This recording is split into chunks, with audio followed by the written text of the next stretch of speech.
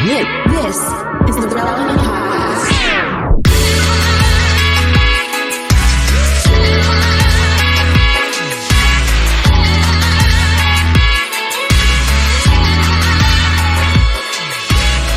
It's episode 1040, and it's the Relevant Podcast. Here in Orlando, I'm your host, Cameron Strang, and joining me from Loverland, Virginia, it's Jesse Carey. Hello, hello. From Nashville, Tennessee, downtown Emily Brown. Hey, y'all. And joining us today, Derek's out. He's at some retreat with rappers. So we decided, let's go get another rapper to join the show. Joining us today from Social Club Misfits, please welcome from Miami, Florida, Marty. Right. Hey, man. I wasn't invited to that thing, by the way, so that's good to know that. He was sending me clips of it. You don't want to be there. It wasn't. Yeah. They're eating alligator. I'm good. I'm okay. Bacon wrap. I like how that's the line for you. It's like, are reptiles being consumed? He's a Floridian. You don't eat alligator? I mean, you have iguanas I'm also down there? like Latin. We don't touch stuff like that. I'm Italian and Latin, so we don't touch creatures that were not listed in Acts when the scroll came down and they're like, you can eat all these things, just don't. Not alligator. Don't do that one. That's interesting. See, Derek won't eat shellfish. Like for health reasons. He actually was like, it's an unclean. Once you learn kind of what shrimp and shellfish eat, you don't want to eat those, you know. And he's turned me off of shellfish. So now you're going to turn me off of alligator. To be honest with you, like as soon as you said that, I was like, I think I'm going to do sushi tonight. Like immediately reverse that. You just made me want to have what you guys aren't. Now I'm going to do sushi. That's the beauty of just not thinking about stuff. Just like anything I consume, I don't think about the consequences at all. Ignorance is bliss. It's like when the guy makes the chicken nuggets and then he's like, who wants them? And all the kids are like, we all want them still after like the bone and the gristle just in that one movie. Yeah. Anyway. Well, it's like that one viral video from years ago where it showed like McDonald's chicken or some fast food. I don't want to malign the wrong fast food restaurant, but it was basically like the pink goo. Pink goo coming out like a caulk gun. It was McDonald's. And it was like, honestly, this is not going to prevent this changes nothing for me. Absolutely nothing. I remember when we watched Super Size Me in like our high school health class, because that's what the Texas public education system thought was good. Like half the students afterwards were like, should we go to McDonald's after this? Like it just made them want McDonald's. It did not like deter them at all. Because I'm not going to McDonald's for the salad. You know, like if you're doing that, you're lying to yourself. I'm sorry. But I have a saltwater aquarium right next to my desk, and I look at what those shrimp and things eat, and it does not make me want to eat shrimp. Trust me. Well, that's because they're in a controlled. You're giving like little, it's like little pieces of squares that they're eating, right? You have to drop that into the tank. No. That's what. No, the fish do. What the shrimp eat is the poop and the decay and the stuff on the bottom. That's what the shrimp eat. That's what I'm saying. Like fish eat food. I hate to break it to you, but like my mom grew up on a farm. So like I've been around like pigs, cows, all that. They're not the healthiest of animals either. So yeah, that's true. Well, there's a lot of people don't eat bacon and pork. It's true. Yeah. For those reasons. It's an unclean animal. But it tastes good. Yeah. So we're free in Jesus. We can eat whatever we those want. people who like also eat all those things that are not good. They live to like 97 years old like that. And they smoke cigarettes every day. Then the guy who takes care of himself, who's doing a marathon, he dies at 35 because he had a heart attack. Doesn't matter. Yeah. There's two. Yeah. You're tapping into Jesse's philosophy. Life's not fair. My thing is like, I think and this is not grounded in science or medicine. This is pure gut feeling, which is how I live my life, because the jury's still out on a lot of that stuff. My gut's never wrong. And it's telling me that it doesn't really matter what you consume at the end of the day. It's a disposition, If you live your life in a way that you're loving life, I think you're going to end up like that 104-year-old Twizzler eater. You know what I mean? It's all about mindset. I agree with that's a really good thesis. I like that. Yeah, I mean, I guess that makes sense because your mindset, I mean, we know so much now about how brain chemistry affects your mood, your energy, depression, not chemical imbalance. And like, so you're right. Like a positive mindset is releasing serotonin. It's releasing good vibes throughout your body. Your body's healthier. It makes sense. I'm going to get some fries after this. That's good. Thanks, Emily. Now I'm going to go get some Super Size Me. Yeah, I think you're tapping into the philosophy of, what was it? Not The Shack, The Secret. What was the thing that Oprah got into? Oh, the one that generated a cult, The Secret? Yeah.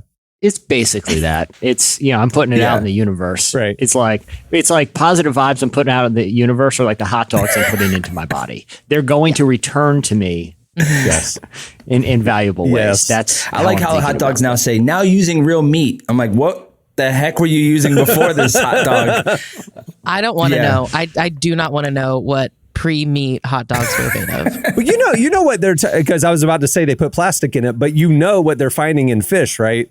That if you eat wild caught fish, there's so much plastic in the ocean and in our waterways now that fish have ingested so many microplastic particles that if you eat fish, you're putting plastic into your body. So they're doing autopsies on humans and they're finding all this microplastics in dead bodies because of the fish we're I eating. hate this topic, guys. I'm just saying. Here's what it is. You can't eat anything you're except not organic allowed to. Whole Foods vegetables. Cameron Yeah. Cameron went to Can't live the life. Orlando game, and then he got the orange cheese, the one that's the plastic cheese. That's what on the nachos with the jalapeno poppers. Yes. I know how it goes Dude. over there. Jesse's the nacho fiend. He's the nacho connoisseur in this. Just mainline this it. group. Just put the cheese right in the veins, man. You know, Just an Again, it IV goes of back to cheese. The cheese with the Z. it doesn't even need to be Yeah. actual dairy product. It's if it's yellow and has that kind of tart little bite and melts well on. Yeah, exactly. Just give it to me. All right. Well, we have a great show in store for you today. Coming up later, we have some serious topics to discuss. David Kinnaman from Barna joins us. There's some been a lot of studies lately about kind of Gen Z, millennials, the future of the church, and so we talked to him about that. You don't want to miss that. At the end of the show, we have a little get to know you with our friend Marty, a little table topic session in queue. But stay tuned. Right now, up next, it's Slices. Tired of trying to survive. Tired of fighting for my life. I'm just like anybody, anywhere, navigating complicated times. I'm trying to survive. You're listening to Colony House. The song is Trying to Survive. Well, this episode is brought to you in part by the Faith and Sports Institute at Baylor University's Truett Seminary. The Faith and Sports Institute is a place where Christian leaders in sports are formed and equipped through theological education, practical training, and thoughtful resources. They offer a graduate degree program, continuing education classes, intensive retreats, and more. To learn more and grow with the Faith and Sports Institute, visit baylor.edu/Truett, TRUETT/FSI. That stands for Faith and Sports Institute. Again, that's baylor.edu/Truett/FSI. Think deep, lead strong, and run the race well with the Faith and Sports Institute today.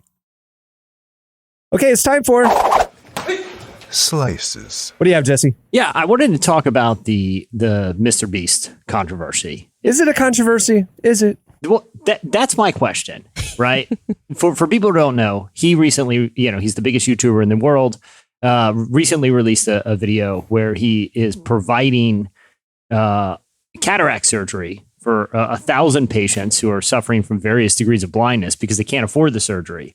And he, it's sort of this feel-good YouTube video. Right. And, it's been criticized because a lot of people are saying it's performative altruism and that he's, benefiting from other people's suffering. Now, he's a pretty charitable guy, and he's recently, in response to this, said that he's pledging to give away the entirety of his wealth before he dies. But he's received a lot of criticism, basically because of the performative angle or people saying that it's exploitive. And there's some people were saying that he was profiting from it. So, like, sure, you're going to give away 1,000 surgeries. It costs you X amount, but this video will make you so much more. You're actually profiting on charity, whatever. So he had to address that as well. Yeah, which, I guess my thing is, even if that's the case, does it matter? And do you guys think he is... it should be subjected to this type of criticism? I have two thoughts. Number one, he did respond to the accusation of profiteering, and he said his average YouTube video this past year lost $1.5 million. He's like, what we spend on these big acts and these big charities and moments and things like that does not get made back by advertising revenue. He's like, we lose about $1.5 million. So that's just an unfounded accusation. And then but the idea of like, I don't know, like it's amazing you're so generous, but do you have to do it for the camera? That kind of, it's kind of a valid thing in my mind. I mean, the Bible talks about that, like to like be generous in secret sort of a thing. So it's like, I don't know. But the other question is like, if he wasn't doing it on camera, would he be able like to do it? That is his platform, right? You know what I mean? Like he's a content creator. That's what it enables him to have all this money to do charitable things. Like, I get, I get the idea of performative altruism or receiving your earthly reward here via YouTube comments and little likes on YouTube or whatever, or YouTube ad revenue in this case. But does it really matter if at the end of the day, 1,000 people that couldn't see can see now? Well, and the non-cynical side of me says, hey, he's setting a great example to his generation to say like, hey, if you have a lot, you should do a lot of good with it, that kind of thing. So I think it's like, we don't have to be cynical and like, think that everybody's out for the wrong reasons. But and the other thing too is he's 24. I mean, he's like hardcore Gen Z. And you got to remember, Gen Z films everything. They have lived their entire life on TikTok and on IG and whatever. And it's like it doesn't even cross their mind to not film going to the gym or, doing a big thing like this and putting it online for people. So it's like, I don't think there's ulterior motives. I don't know. I just think people like to be complaining about stuff. Yeah. People, there's also performative outrage is like, just like performative altruism, where if I find myself outraged at something, especially if it's something contrarian, like, well, I'm going to tell you why you're wrong for liking the new MrBeast video. There's something performative about that, just like they're accusing him of a performative thing, Yeah, I think just like the fact that I think he started doing this when he was like 13. So it's like over almost half his life he's been like filming it. So it's like, I don't think he's doing it for like a performative reason. This, like you said, Cameron, like this is just what he's always done, is just like record things, do it online. But I also think there's so many other content creators who are 24 and are just very selfishly posting their own life and their own daily activities, which is fine. If that's what they want to do, that's okay. And it frustrates me that when this person who has the means and is doing something to truly like change someone's life, when it's met with criticism, it's like, I think there's times where there could be valid criticism. This is not one. Like the performative aspect of it, you can make that argument for anything. Like I could do something really kind and just like share it with my friend, and they could immediately be like, well, why do like it's easy to critique, or you could just say, hey, that was really good that you put something good out in the world when there's so much bad going on. And so I'd rather celebrate the good things happening than like critique the quote unquote negative things. Marty, you're a professional content creator. You live on social media. I was waiting for this moment. I'm about to say some stuff right here. Do it. Bring it. First off, bring some heat. I think first off, I just laughed because I don't think most people have seen this video. I think that everyone's talking about the title of it. I don't think anyone's seen the video. I'm pretty sure on the video, when I was watching it, he's sharing the stories of everyone and their blindness. So it's like a Benny Hinn crusade, if you will. It's like they're sharing, they're like, Pastor Benny, he's been blind for 12 years. And so this is Robert. And he's, they're telling the story, which is great. But also, I mean, like, I agree with Emily, like the video before was making the world's largest hot dog. Like, at least he's doing something positive with the video, you know what I'm saying? Like human Squid Game in real life. Like his videos are pretty much, they're supposed to. I remember I saw his TED Talk or something he did where he was talking about how like he spends 3 hours on his thumbnail. And what was the most creative part about the video was actually how they labeled it to me. When I saw the video, it's like, we cure 1,000 people's blindness. And I was thinking, how many other ways could you even write that as like a clickbait? But the way that it looks, it causes us to have that reaction, right? Where it's like, oh, he healed, he cured blindness. I actually saw a video today where the guy was like, he's the Antichrist because it's so stupid. Oh my gosh. Another Gen Z, they just attack each other. Marty, now that you mention it, that's a take. I'm willing to dig in here. MrBeast, Mark of the Beast. He's the Beast. I'll send you the video. Yeah, MrBeast. He's doing the eyes, clearing eyes and stuff like that. Oh my gosh. But you know what? Jesus, it's like the Bible says, don't tell anybody. But Jesus was like spitting in the ground, healing eyes, and now we all know about it. So I don't know. I feel like when it comes to MrBeast, at least he's doing something good. And at least he's not making the world's biggest hot dog or the world's biggest trampoline anymore. He's just curing blindness, Pretty good. I mean, but those could coexist. the Antichrist can make the world's biggest hot dog and he can cure blindness, and I have no issue He's with gonna that. die, resurrect. biblically. The whole thing is gonna happen. I'm excited about that. Yeah. I want to see that. I don't think I should be excited because are we going by then? Am I getting? I don't know. Are we pre-trib, post-trib? That's the question. I don't know. Are we pre-beast, post-beast? Are we getting suction, to the sky like this is the end with the blue and then you just get sucked up, or will we get to see him die and then, anyway. It's interesting to me. I don't know. It's just interesting to me. I'm like, I feel bad for him. It's like he's just trying to do good. Yeah. It's a lose-lose. Because he's like literally going, I'm not making money off of this. So it's like, Yeah. What do you want him to do? Exactly. What do you want him to do if not this? I mean, like, he's doing You want to good. make more He's using cheeseburgers his, for us? Is that what makes everyone happy? Doesn't Yeah. make anybody mad when he makes a cheeseburger. right. And Mr. Anyway. Beast, Ghost Kitchen everywhere. They're all over here, by the way. And that's what I'm saying about like the performative outrage. I feel like that's almost more of this story seems more indicative of that than necessarily, doing something for attention that's actually doing good in the world. It's just being mad at somebody, finding a reason. We live in a culture where we're very grievance driven, especially online culture. It's very grievance driven.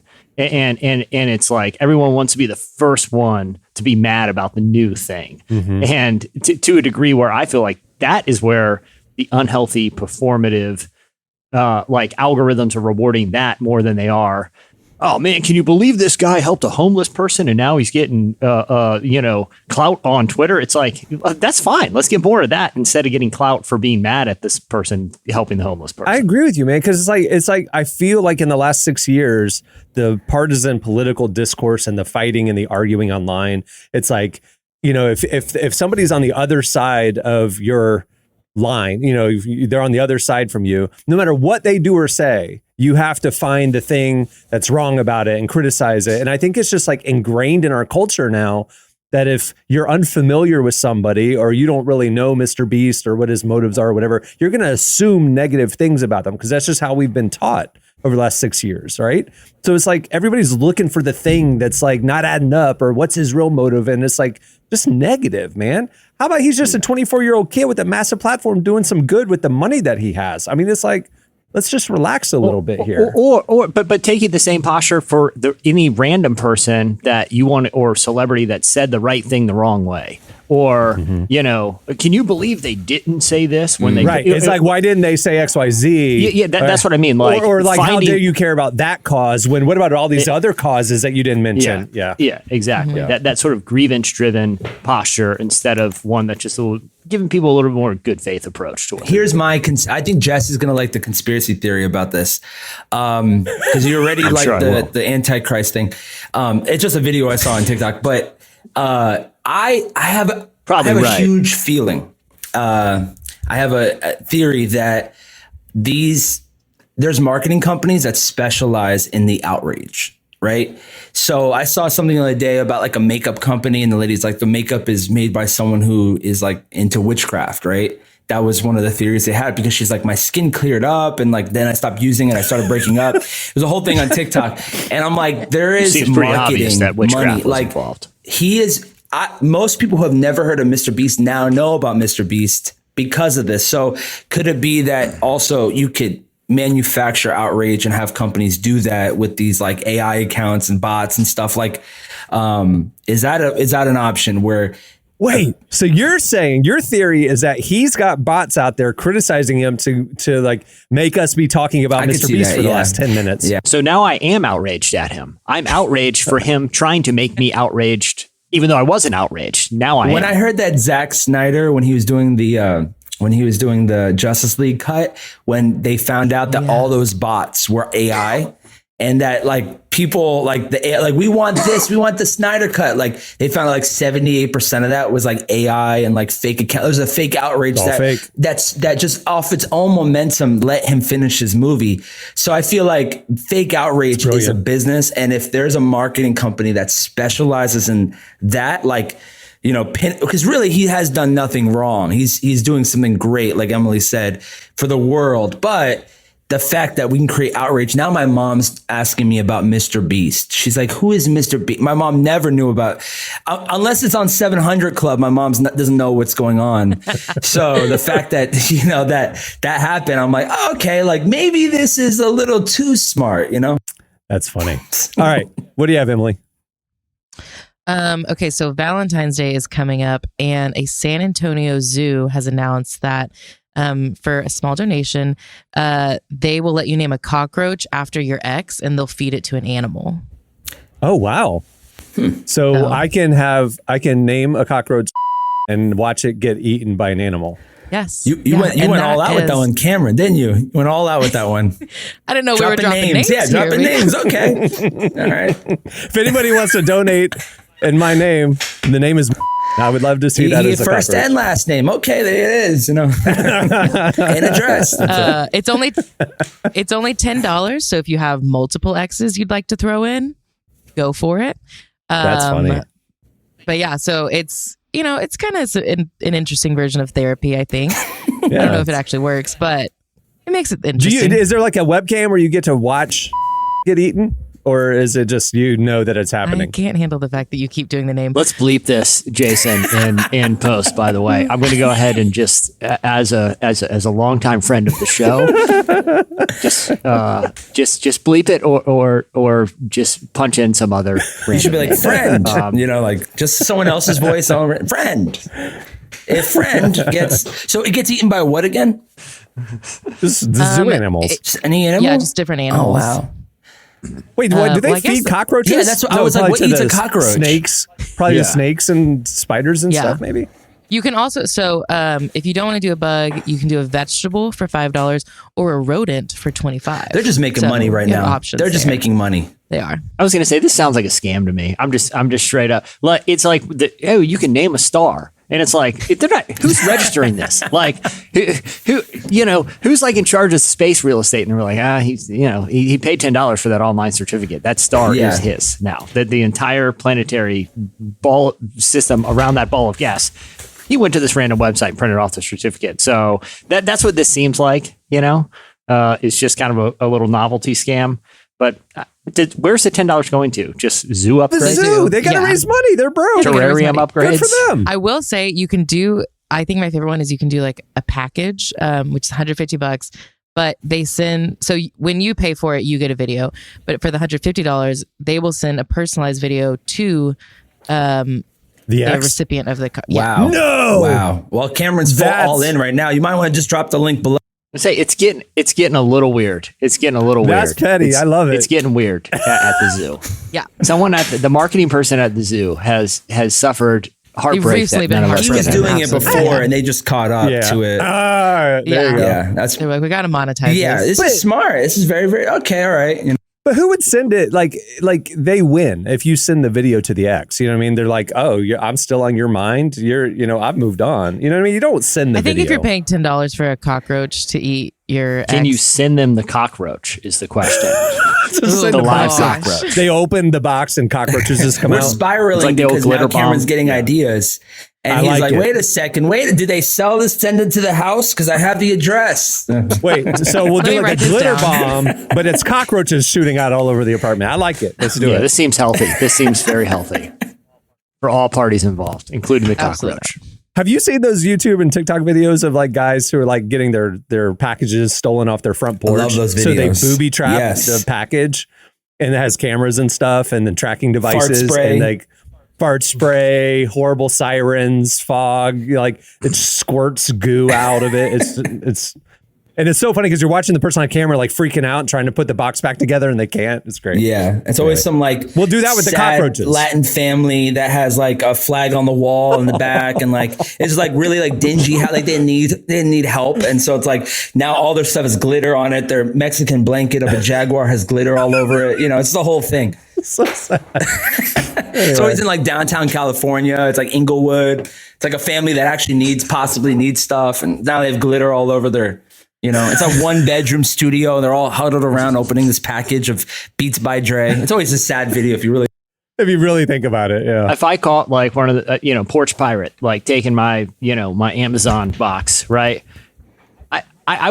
I don't know what my reaction it would be. Like, you know what I mean? Like, I don't know how much nerve. I would just be like, seriously, are you taking it? Wait, are we you gonna do a whole talking about thing like here? you're catching them in the act, or you Yes, just found out yes. later it was taken? No. If I like, saw them through the window, and I opened the door and caught them in the act, would I just be like, why don't we set that? I've caught You know what somebody I mean? do Like- it. One of my next door neighbors did it once to me. And what And happened? I opened very the door interested. shirtless. The worst. Like I looked like it looked like just something. He didn't know what was about to hit him. It was the exact opposite thing that he I opened wanted the to door happen. and I'm like, a shirtless who man are you? opening I go, the who door. are you? And he was like, I thought it was my package. I go, you thought this flat package was your package? On my doorstep. Yeah, and he Oh my just gosh. what he did. I remember him just backing away slowly, and I was like, so then when he was walking his dog the next day, I go, hey, did you ever find that package again? And he was like, no. I'm like, okay, great. Like I carry. Wow. That's awkward. Yeah. That's awkward. It was pretty bad. Like I was like, Don't rob your neighbor. Yeah. I mean, go to the next I know what you neighborhood. look, and I have a Ring camera. I know what you look. You know what I'm saying? I know what you look like.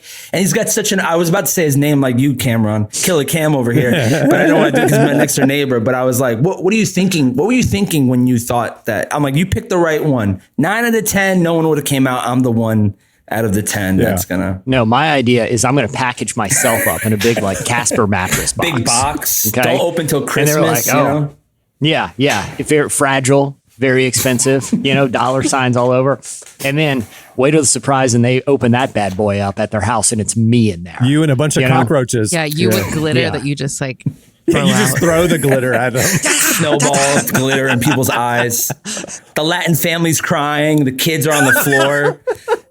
Why are they I don't know. It always happens. Like They open a package with a grown man in there throwing glitter, screaming. fart spraying in everyone's face. You know what? It's What could always go like wrong? it really is. It's like you think it's just like teenagers, they steal the bikes or whatever. No. It's like a husband and wife driving Yeah. around, stealing packages, going home, and having Christmas morning. Basically, Yeah. It's always and the the- whole family is around the box. It's really sad actually. And the ratio of like PS5s, which everyone's like, oh, there's definitely like a PS5 in here, versus like some cleaning solution that you can only order on Amazon and you only order it, it's on sale, or like some weird ingredient for like a meal that you're going to make, which is most of the stuff that ends up coming to my house is just random one-offs. It's like, if anyone stole it, there's certainly no aftermarket Yeah. for it. Like they're not getting any money Gonna for throw it in the So garbage. it's- So yeah. please give back to me because I need those tweezers. I needed to order those tweezers. So Man. Yeah. Anyway, all right. Hey, well, Marty, you're sitting in for the whole show. Yeah. You got a slice today? I got a great one actually. All right. So how many of you have flown on Frontier? I have one time. All right. It's absolutely. It's better. It's better than Spirit, but not much. It's the. I was gonna say I've flown on Spirit, which I thought was the same thing, but Frontier's a little better. Man, if we're comparing, Spirit would be, man, how could I compare this? Spirit would be, all these bad examples come in my mind, so I'm going to try to make it PG, if you will. I guess if you're thinking that Spirit is, I don't even know how to explain it, but Spirit's really bad and Frontier is like a slice. I'm trying to think of like restaurants. Like I'm trying to think like we're thinking Arby's is going to be, what's the worst fast food to you guys? What's absolutely the worst? Arby's is up there. Arby's. For I mean, me. I don't know who goes and eats. Arby's has curly fries and Jamocha shit. Yeah, they so might that- have stuff Are like they that. good? I like the roast beef. To me, it might be so like do I don't know, because I want to say Jack in the Box, but sometimes Jack in the Box slaps a little It bit. can hit. Maybe Burger Yeah. King. I'll say this. The I'll say pita this. pocket thing. Yeah, chicken. I'll say this, which I've convinced myself both are money laundering operations because I don't know the last time I know one person in my life that has eaten at a Captain D's. Oh wow! What's the other seafood one? Oh, it's Long Captain John Long Long John John. Silver's. Or Long John Silver. Yeah. When is the last time anyone on this podcast has gone or knows someone who's gone to either of those? So I have one of those Taco Bell, Long John Silver's double places near me. But here's how few people eat Long John Silver's, Jesse. Now it's just a Taco Bell. Oh. The half of the building that was Long John Silver's went out of business. So I don't know how that happens. Yeah, so but Long anyway. John Silver is Spirit. That's like having a Siamese Yeah. twin. That. I know. It's like Is it half possible? the sign is empty now. It's just like What do we it's do now? just What do a we do? Taco Bell. We do still sell the cod if you want it, but that's all we do is just one piece of codfish. With Taco Bell sauce. They're just Taco Bell's just doing fish Yeah. tacos now. That Which, they've have they just ever done that? Have they done fish tacos? I think that's smart. It should. Right? Do we want Taco A Bell fish fish? taco from Taco Bell. I mean, you're going to be out for 3 to 5 business days. I'll say this: you're flying very close to the sun at that point. They're upgrading. They've got this Taco Bell Cantina thing going on now. We have a Taco Bell in downtown Orlando that has a full bar. I mean, it's like they're going high end now. They have waiters. Yeah, in Vegas, Taco Bell, like you can get married at one. So, Taco Bell is a little bit of like, it's a give, you could get it. But anyway, so I don't even know where I was going with that example. So let's just keep it moving. But the Greyhound of the Frontier. Skies, There you AKA go. Frontier Airlines, they're offering a $3.99. You could fly all summer for free. They'll even let you roll down the window on the airline. I'm just kidding. Shut That's up. not true. Wait. So it's an unlimited summer $3.99. pass. It's actually sold out already. You can't even get it. You have to get the tier 2, which is $800 now. But you could fly unlimited. Here's the catch, because no one ever reads the catch. Ready? You have to book it a day before. International 10 days before. So if you're saying, I want to fly tomorrow to Denver, you have to book it the literal day 24 hours before.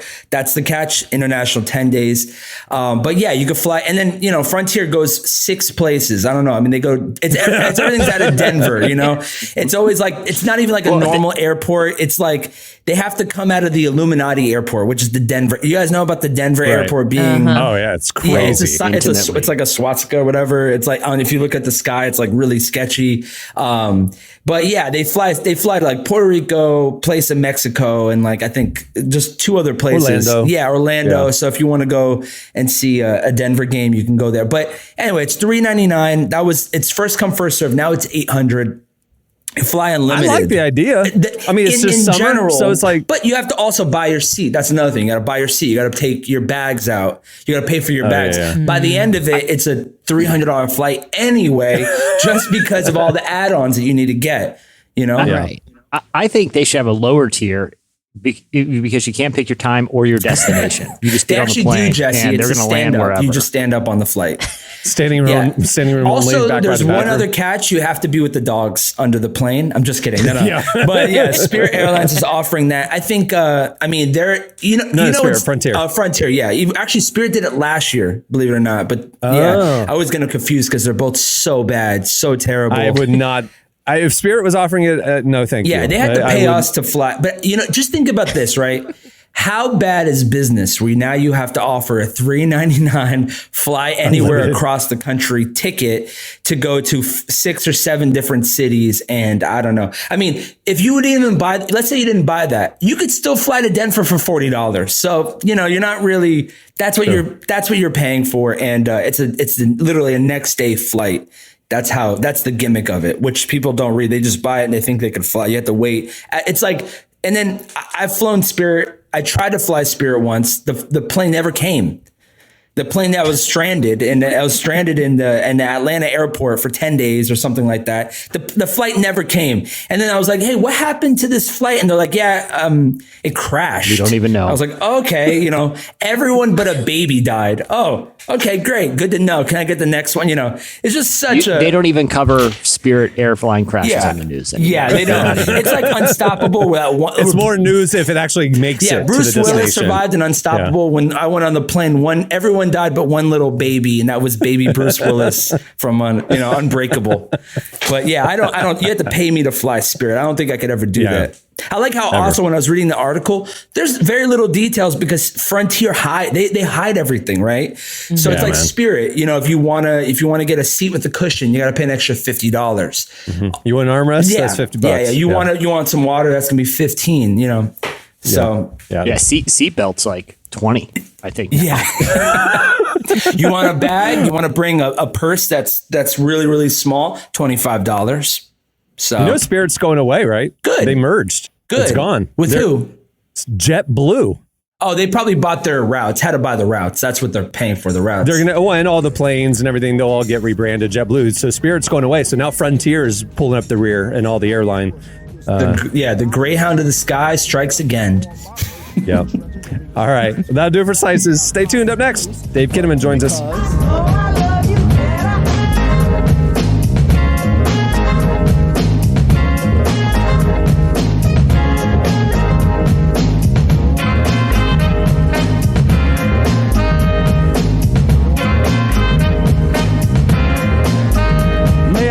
This dance to introduce myself as the chosen one to speak. Let me lay my hand across yours and aim a kiss upon your cheek. The name's Plug 2, and from the soul I bring you the daisy of your choice. You're listening to De La Soul and Otis Redding. The song is I Know. It is spelled EYE. Well, today's show is brought to you in part by NavPress. Many people have a hard time understanding the Bible, and this can lead to feelings of guilt and fear. When questions come up, we try to stifle them, not realizing that asking questions can lead us to a richer understanding of the Bible and who God is. The key is to learn how to ask better questions. In Asking Better Questions of the Bible, Marty Solomon provides a resource to help you start asking the right kind of questions, delve into the historical Jewish context of the Bible, and acquire tools to help you keep learning on your own. In the process, you'll obtain a deeper understanding of God's Word and learn to trust Him more.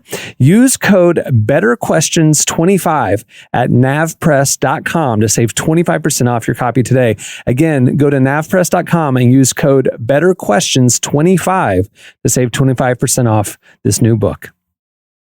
Our guest today is David Kinnaman. He's the president of Barna Group. You've heard us talk about them quite a bit. A research organization dedicated to studying the trends of the church. He's been a longtime friend. He sat down with Emily to discuss some of the recent studies that show the growing interest of faith in Christianity and what that might mean for the future of the church. Here's our conversation with David Kinnaman.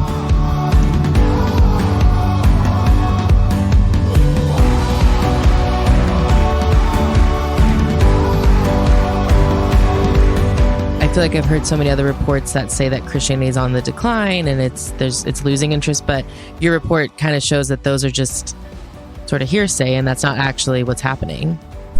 Well, Christianity in some ways is on the decline, but the openness to spirituality isn't. And so it's a kind of a both and both things can be true at once. So, activity in churches has declined overall in the last 50 years, and sort of identification as Christians has declined significantly. But rumors of the demise of Christianity are much exaggerated because still, tens of millions of Americans are active in their faith and active in Christianity. And there are pockets of resurgence, even so much as saying that like millennials and millennials of color are more likely to be attending church today than they were before the pandemic, or at least engaged in a church in some fashion. So there's interesting kind of like ebbs and flows to social life and to spiritual life and how it gets expressed. And we're in, I think, like a very open moment where people are more open to God than we probably could have expected of them. But they're also, they're dealing with a lot of questions. And there's some still residual resentment and hurt that comes from many people towards the church. And so we have to kind of take all that into account.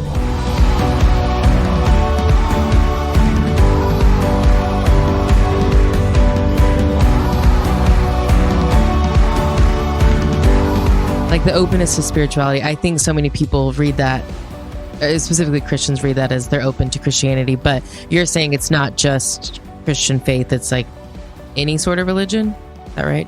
Yeah, and remember that Americans, appetite for deep things is really not very deep. They're kind of a mile wide and an inch deep. So they're open to spirituality, they're open to God. It's sort of shocking to me, having done this for so long, that people are so open to the idea that there is a spiritual dimension to life, a supernatural dimension. Again, the fact that more than 2 out of every 5 Americans say they're more open to God than they were before the pandemic. Early on, the pandemic seemed to make very little difference to Americans' spiritual appetite. So it's only as the crisis and the sort of the the series of things that have happened to us economically, and racial reckoning and political fragmentation, and people sort of looked more squarely in the mirror over the last few years. We're coming on now 3 years since the pandemic began, and they're almost like, oh yeah, I guess there are some things in my life I probably should take a second look at. So they're open to spirituality, and Christianity could be a critical player in answering, I think, the deepest longings of our time. And that's what I think is a great opportunity for the church to step up and address those questions. But they're not just saying, hey, we really want to meet Jesus again. I think there's a lot of different dimensions to that for people and how that's playing itself out.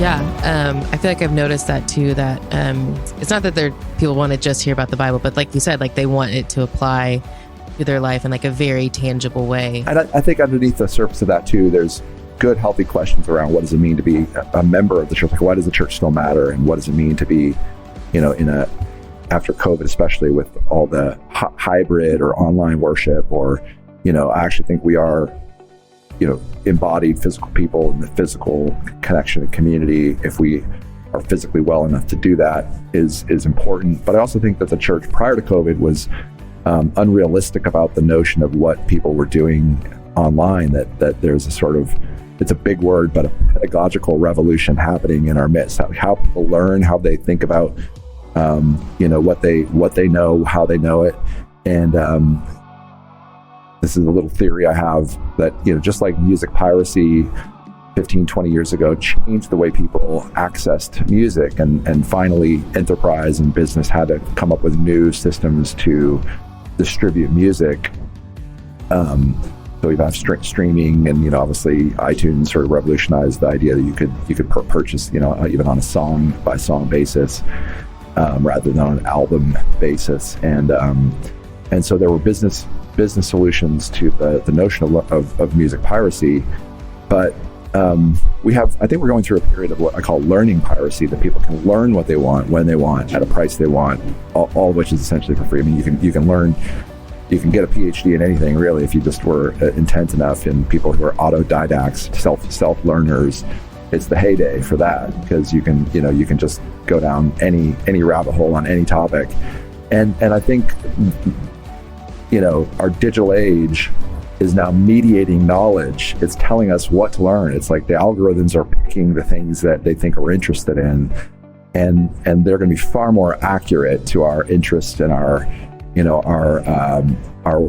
sensibilities than the church could ever be. But the Holy Spirit is actually a far more powerful algorithm. It's like it actually knows us at the deepest level, not just what we want, but also what we need. And so I think there's some really fun things that could be on the horizon as we think about the church as a learning community, not just a place to come and gather. Now, I'm saying not just, because I'm not saying that coming and gathering or, physical or online worship are unimportant. They're actually really critical. But I actually think there's something in what I'm seeing in the data as like this new moment where we can come together to say the things that make us uniquely Christian in identity and practice. Those are not just a couple of sermons with a cute alliteration of 3 words that start with the letter P, but that we actually have to learn together from a lot of Christian tradition and history, and even just from the wisdom in the world that we can find, and actually stitch together a better way of being human. And so I think that we're in an interesting era of learning piracy, where I wonder how we can make sense of the way we should live as Christians in a powerful, deep way that is not anti-algorithms, because I think there's some beautiful things we can learn online, but actually is pro Jesus being through and through at the center of all of the things that we learn, and the way we live our lives and orient our aspirations.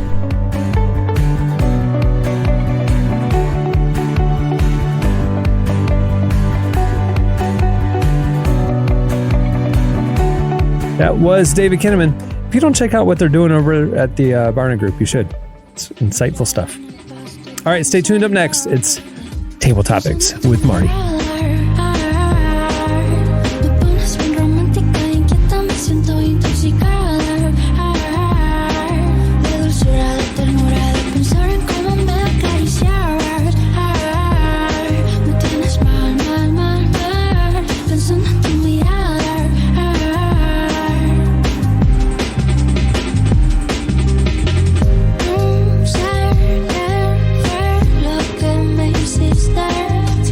You're listening to Foudakush? I don't even know how to say it. Foudakush? Foudequush. The song is Daydreaming. I spelled it for you, so you can go get the song. Well, today's show is brought to you by the Wingfeather Saga. All right, at the risk of beating a dead horse, or a toothy cow, if you've been watching the show, you get that reference. We're going to once again recommend, go watch the Wingfeather Saga, a new animated fantasy series from Angel Studios, the studio behind The Chosen. Now, I don't want to give any spoilers, but I will say it's great. There are sea dragons, lizard people called fangs, and the absolutely most adorable yet terrifying creature called the Squeblin. Might be my favorite part of episode 3, not going to lie. The show has just as unique a world like the most recent Rings of Power or The Witcher, but it's for the full family. The Wingfeather Saga could be the next Harry Potter, Chronicles of Narnia, or Lord of the Rings. The story is captivating. The characters are interesting. It's exciting, sometimes a little scary, but underneath it all runs the undercurrent of family togetherness, and that if you stick together, you can overcome anything. They're hoping to do 7 seasons, all funded by the support of the fans. So there's a lot to come. You need to watch it. If you have kids to sit down with, watch it. If you don't, watch it. Just watch it. And maybe best of all, it's totally free to watch. All you have to do is download the Angel app on your TV or phone, or visit angel.com/wingfeather. Trust me, you'll be glad you did. Go check out the Wingfeather Saga. It's really good. Okay, well, I mentioned at the beginning of the show, we're going to close out today's episode, get to know Marty a little bit more. I got some table topics here selected at random order, or I just literally picked them up. All right, anybody can answer these, but we'll start with Marty. Marty, have you ever been so happy you cried?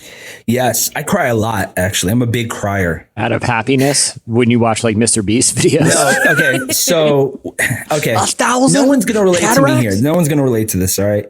But sometimes I will go on YouTube and I'll Google soldiers coming home. Oh no. And I just want to, sometimes the world's on your shoulder and you just need to cry it out. So sometimes I'll watch it and then I'll start comparing it in like a biblical mindset. I'm like, Jesus, I hope that's the way, like when I see you, when I die, that's how I cry because I'm so well done. Oh my gosh. It gets into the, there's, we don't have to talk actively about, avoid those videos. Yeah. Because I know I'll cry. Or like a dog get reunited. Like we don't have to talk about mom anymore. Now we could talk about this to my Dr. Finkelstein, who's my therapist. But so sometimes I'll force myself a good cry and it actually, I feel like exhausted afterwards. Then I have to like take a nap. I don't know. I'm like, it's a hard cry, but yeah, that's pretty, it's like a child That's crying. a whole Saturday right there. The whole Saturday's wiped out. I was telling Jason when I got on the call, I'm like, I do like 1 or 2 things a day really good. And that's the one thing I do. And I'll cry and then I'll wake up and my wife's like, what do you do today? I'm like, saw soldier videos. Oh, why do you do that to yourself? About 6 hours. Yeah. I saw The Help and I just cried watching The Help, I saw soldiers come home from every war since the Second World War today on YouTube. I saw George Santos come home from fighting in World War II, Vietnam, and the Korean War, and he's just very inspiring. George Santos, a hero's welcome. Yeah. Absolutely. All right, what do you most enjoy doing by yourself? Keep it clean. Oh man, what do I enjoy doing by myself? I like to definitely go to the mall by myself. I like to go in and out. Don't waste my time when you're with me. No. If I go at my wife, she's going to go to Bed Bath & Beyond. She's going to go something. And I'm like, it's a whole thing. I'll start sitting on the floor. I'm a little kid. I just give up. But yeah, I like to, when I need to like get something done, like Home Depot or Lowe's, like don't, it's going to be an argument. So don't go with me. Cause I'm in and out focused. That'd probably be it for sure. Okay. All right. What do you hoard? What do I hoard? Let me think in my room right now. Oh, I hoard comic books for sure. hoard. No way. I'm a big comic book collector. Which ones? Certain styles of comic books. So like right now I'm looking at like 30 of them. I actually, Cameron, Killer Cam, you might like this one. I hoard cards. I have a lot of cards. Like I have so many Jordan cards. I'll just buy everything I see. And then also Beanie Babies. That's the other thing. If I open my closet right here. Shut up. You do not. Do you guys even want to do this? Wait, I also have Beanie Babies. Emily, can you go grab yours really quick? I don't know. Jesse, can you stay for another 5 minutes? Yes. This is insane. All right.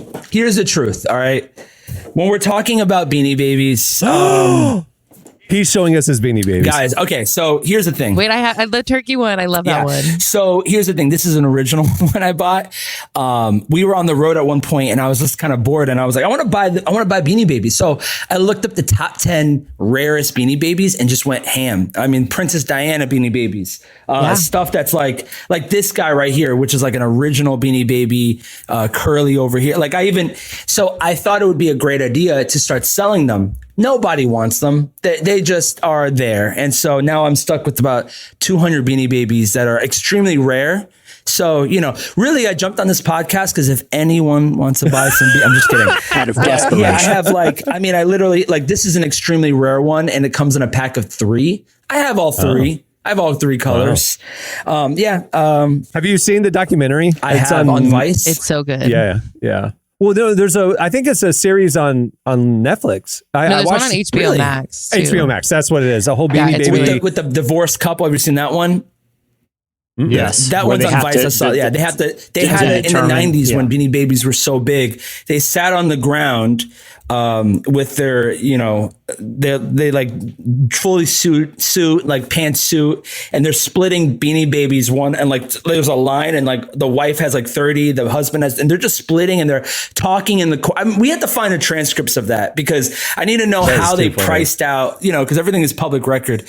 But yeah, they fought for their Beanie Baby collection. So I thought I could find them maybe and sell these to them, but maybe I can complete their collection. I don't know. It's actually at my parents' place because I just didn't bring it with me on the move. But I have like a chest full of like a bunch of Beanie Babies, like rare ones too. Some are still in the box. Like there's ones that and you could sell them. You could sell them. So I'm thinking right now, no. We should combine our collections and just sell it all as a lot. $1,000. Give me like 30 years. I think like we're not past the Beanie Babe craze enough yet. Because I'm thinking 30 to 40 years.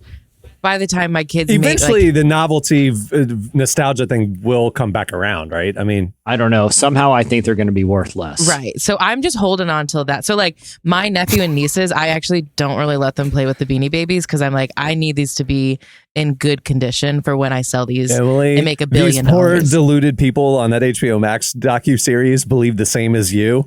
And it's just a sad, okay, well, when I'm a multimillionaire for my Beanie Baby collection and you are not, then we'll see who's sad. Do you have any rare ones, Emily? You have any like rare Beanie Babies? Like the rarest one I have is I have a Princess Diana. When she passed away, they made a purple Beanie Baby with a white rose. That's the holy grail, man. And if you look online, Marty, they're like 18,000. No one's buying them. They just are for sale. But yeah. I can't remember where I got them from, but I have some. They're all still in the box too, but they all have like they're all from like the United Kingdom. Yes, I have those. Yeah, so I have, and those so those are expensive too. But yeah. It's crazy the science that I've like dug in. Marty, you name dropped your Princess Diana Beanie Baby several times. 4 times. It's a rare one. It's a very because it is like the top. It's like the holy grail. Let me see. I think it might be worth like a couple thousand. Look it up. I promise you. But the thing is, no one's buying them. They're just listing them for like 18 grand. And then it's like a bored ape at this point. It's like a bored ape NFT. Yeah, unfortunately, technically, I see that it's technically worth like $100,000. I don't know who's paying for that. Yeah. Anymore. Okay. On eBay, there's some going for $6,000 all the way up to $15,000. That's what I'm talking about, guys. We're talking about real money here. We're not talking about MrBeast. I'm going to sell these to MrBeast, actually. I don't have all this extra money because I spend all my extra money buying cockroaches. I was about to finish that sentence for you, but I didn't do it. Killer Cam in the building. All right. What's your most embarrassing moment? Really embarrassing. I mean, I have my whole life is years of embarrassing moments. Is it if I the wanna fact be that you went on a technical. national podcast and talked about your Beanie Baby collection? No, I'm proud of that. I'm That's very not proud even of top that. 10 embarrassing. Yeah. Yeah, me and Emily, we connected deeply with this downtown Emily Brown over here. We just connected deep with this Beanie Baby. I think one of my most, I mean, I've had many, many embarrassing moments in my life. I mean, from splitting pants. I mean, I always think about this one time I was on my honeymoon and I did a full like backflip, slipped in like Mexico and like landed on my back, but nobody saw me. That was the embarrassing part. Cause then I have to like look around and no one cares. But I had to process it all by myself, all these internal feelings of shame. And I was like, oh, no one saw it. So I just had to, that was pretty rough one. My wife's like, you okay? Why's your back all red? I was like, I just fell in front of everyone and no one saw it. And I had to process that by myself. Yeah, So, that's pretty rough. yeah. What are you afraid of at 3 a.m.? What am I afraid of at 3 a.m.? When you guys, anybody have like the Ring camera? Yeah. I love when you get like a notification at 3 a.m. and you're like, what's happening? And you scroll, it's like coyotes. Oh, okay, cool. Just coyotes running through. But you know what? People in Florida, you know how this goes, Killer Camp. They always try to like open your car in the middle of the night and they try to see what's inside of it. I have nothing inside. I have maybe a pair of boxing gloves. That's about it. But yeah, I'm always worried that someone's gonna do it. So I'm on the second floor of my house and I could like see down. So sometimes when I hear something, I'm like trying to catch that same kid who tried to steal the package from my next, that next door neighbor tried to steal the package earlier in the episode we were talking about. I had somebody open my car in my driveway and take out in the middle console. I had a checkbook for some reason.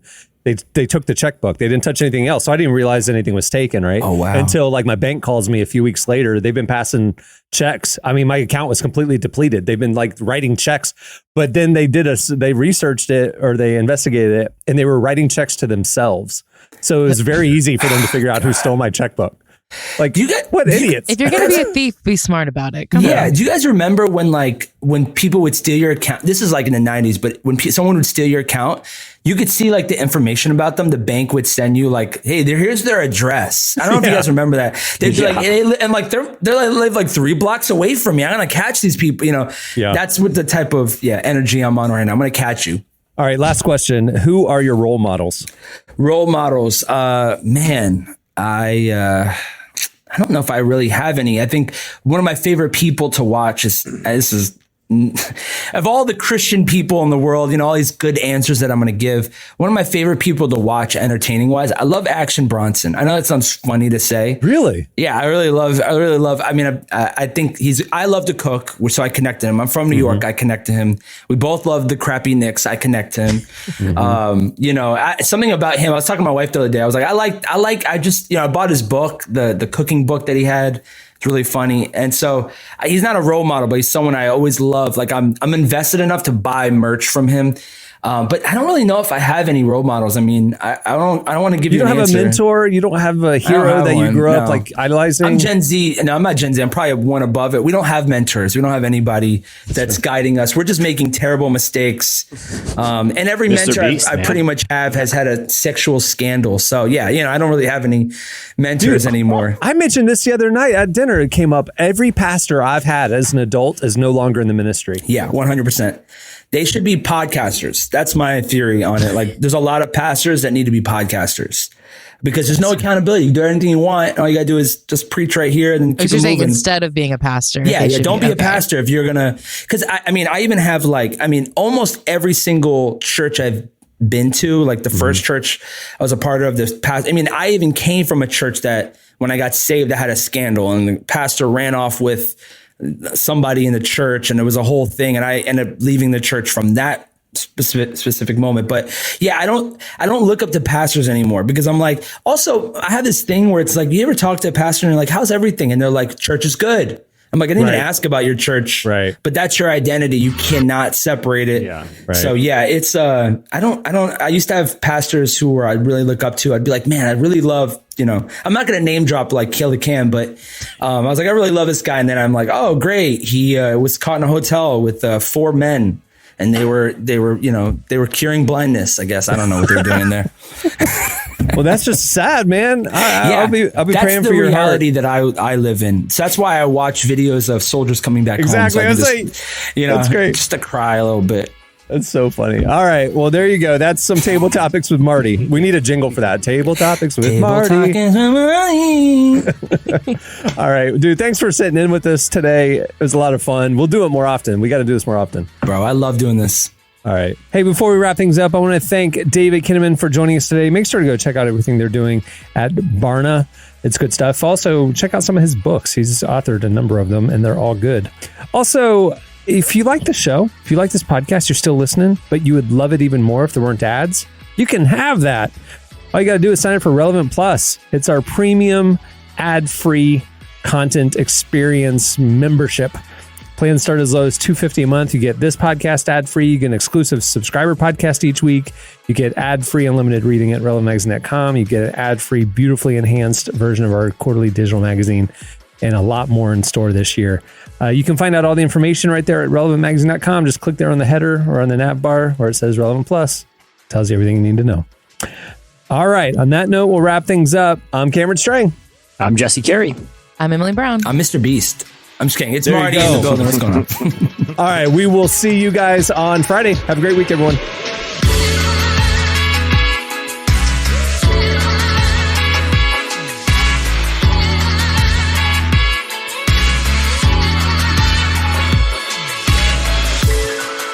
Thanks for listening to the Relevant Podcast. Check out our features, interviews, and news updates every day at relevantmagazine.com. And make sure to follow Relevant on Facebook, Twitter, and Instagram for the latest. For more great podcasts, browse the shows on the Relevant Podcast Network, which you can find at our site. And while you're there, don't miss the all-new era of Relevant Magazine. A new issue releases every other month at relevantmagazine.com.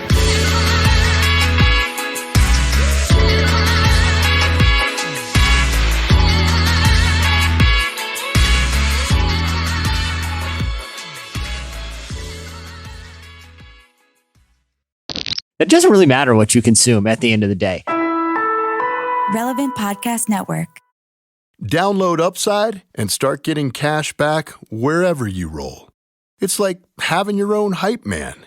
Get an average of 17% cash back at restaurants. Oh, it's dinner time. Average of 13% on groceries. Get those groceries. 10 cents per gallon average cash back on gas. It's go time. Plus, cash back at participating convenience stores too. Stacks on stacks. Users can earn hundreds of dollars a year, 3 times more than other apps. Upside, show me that money. All right, we get it.